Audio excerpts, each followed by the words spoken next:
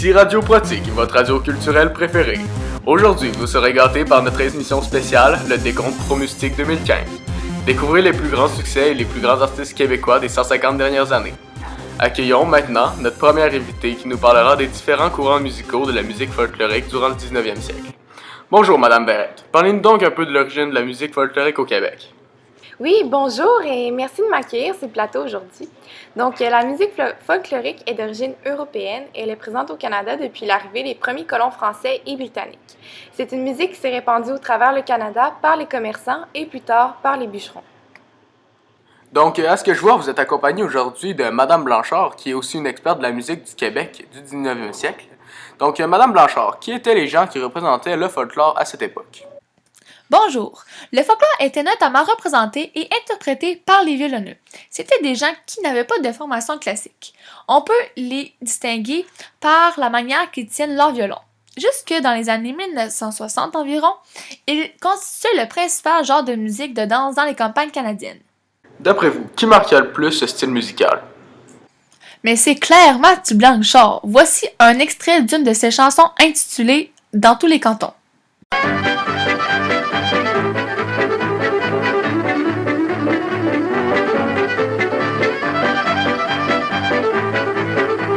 Mais qu'advient-il des violonneux aujourd'hui? En fait, il est évident que l'arrivée de l'enregistrement et la radio au début du 20e siècle a eu un effet déterminant sur les anciennes traditions des violonneux. Les violonneux commencent donc à s'enregistrer sur des disques ou à passer à la radio. Une nouvelle classe de violonneux se voit donc apparaître, les violonneux professionnels. Et par la suite, dans les années 70, au Québec, les violonneux se sont associés au mouvement de souveraineté. Merci beaucoup, Madame Verrette, d'avoir partagé vos connaissances avec nous. Parlons maintenant du rigodon avec notre invitée, Madame Lessard. Bienvenue, Madame Lessard. Pourriez-vous nous parler de l'évolution du rigodon depuis les 150 dernières années? Mais bien sûr! Donc, premièrement, nous devons savoir que les rigodons étaient des chants de danse folklorique et que ce style de musique était originaire de la province de Dauphiné. Dans la province de Québec, ce style de musique arrive durant la colonisation de la Nouvelle-France et il était produit avec des cuillères en bois, des harmonicas et des violons. La danse qui allait avec ce style de musique se déroulait toujours en sens inverse des aiguilles d'une montre, dans un sens rituel. Le musicien était généralement placé au milieu de façon à ce que les danseurs tournent autour de lui et ça représentait les éléments terrestres. Auriez-vous une chanson à nous présenter qui a marqué ce style musical? Oui, bien sûr! Voici la chanson « Ce soir on danse » par la Bottine Souriante.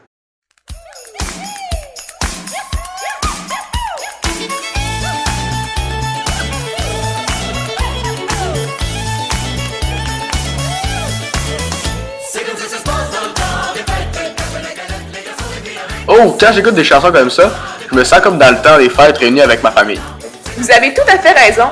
De nos jours, les rigodons sont souvent joués durant le temps des fêtes et surtout lorsque nous sommes réunis en famille. Merci beaucoup, Madame Lessard. Un autre courant musical a marqué l'histoire du Québec. Nous le connaissons surtout de nos jours dans les camps de vacances. Les chansons répondent. Les coureurs des bois, les voyageurs, les bûcherons, les draveurs et les avironneurs chantaient pour se donner des forces et pour rythmer le travail en commun. Par exemple, lorsqu'ils soulevaient et transportaient un gros tronc d'arbre. Ils chantent aussi pour se distraire ou rythmer la cadence des avirons. Mon père aussi, ma mère n'avait que moi d'enfant. Mon père aussi, ma mère n'avait que moi d'enfant. N'avait que moi d'enfant, la destinée, la rose au bois. N'avait que moi. Et maintenant, parlons des personnages marquants du Québec qui ont une importance influence sur la musique. Nous allons donc accueillir Fred Pellerin. Bienvenue dans notre studio. Bonjour, très heureux d'être parmi vous aujourd'hui. Alors, Monsieur Pellerin, dites-nous qui est, selon vous, le personnage le plus marquant dans la musique au Québec. Lorsqu'on parle de chanteurs et de musiciens québécois importants, il faut mentionner toute l'influence qu'a eu Félix Leclerc. Félix Leclerc, d'après moi, c'est l'un des personnages les plus marquants de l'histoire du Québec. C'est un poète puis un chansonnier qui s'est vraiment beaucoup démarqué à l'étranger.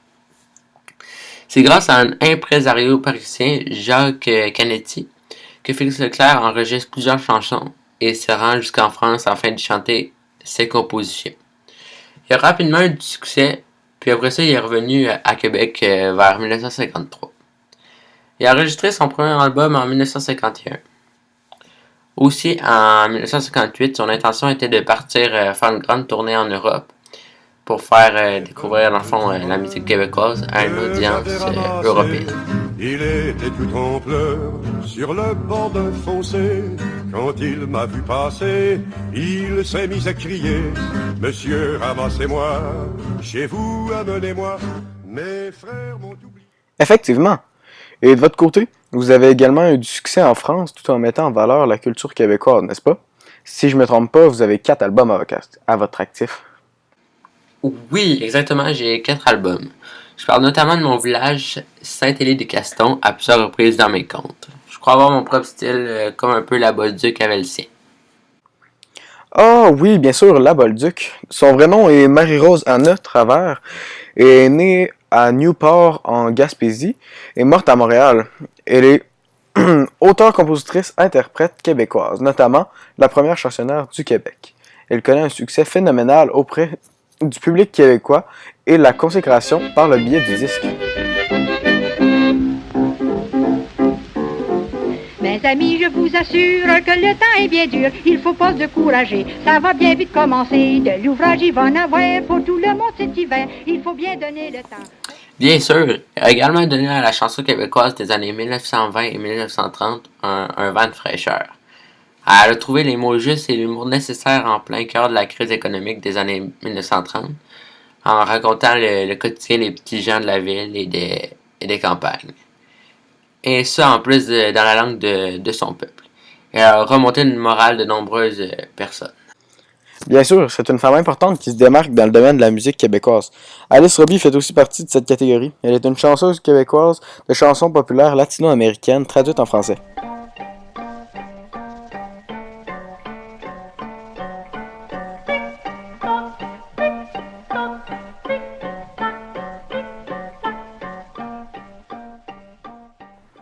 Merci Fred Pellerin pour votre présence à notre émission.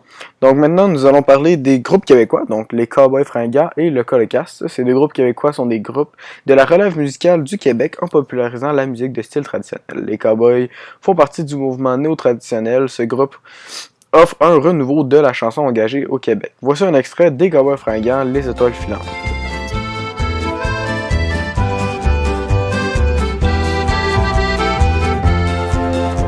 Je m'arrête un instant pour te parler de ma vie. Juste comme ça, tranquillement, dans un bar rue Saint-Denis.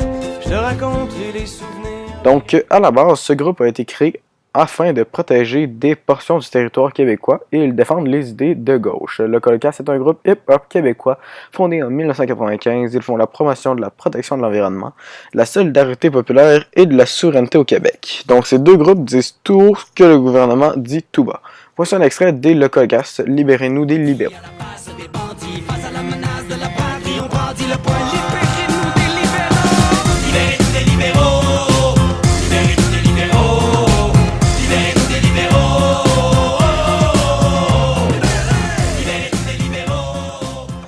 Alors malheureusement, c'est tout le temps qu'on avait pour ce décompte pro-mystique. J'espère que vous avez apprécié cette émission qui nous a remémoré l'origine de la musique traditionnelle québécoise. La semaine prochaine, nous reviendrons sur les moments importants du sport dans l'histoire du Québec. Bonne fin de journée mesdames et messieurs, à la semaine prochaine!